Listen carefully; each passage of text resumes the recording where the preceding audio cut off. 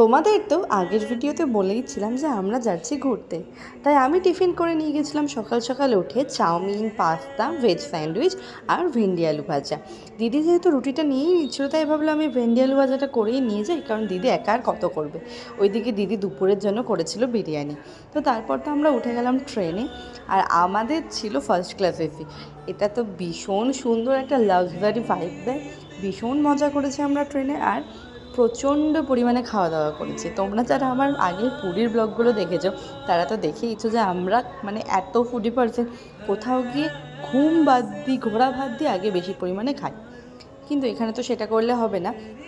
তাই যেহেতু এখনও হাতে সময় আছে, তাই যা যা খাবার উঠেছে সব ট্রাই করছি সব।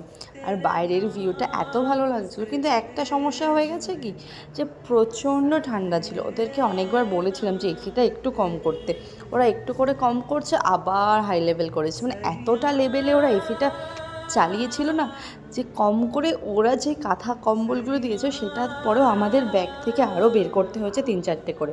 আর আমরা তো এখানে অনবরত মজা করে যে খেয়েছি, কারণ ফার্স্ট ক্লাস এসিতে তোমরা যারা ট্রাভেল করছো তারা তো খুব ভালো করে জানো যে ওটা পুরো একটা রুম টাইপের হয়, মোট 4টে সিট থাকে আর বেশ হিউজ পরিমাণ জায়গা থাকে।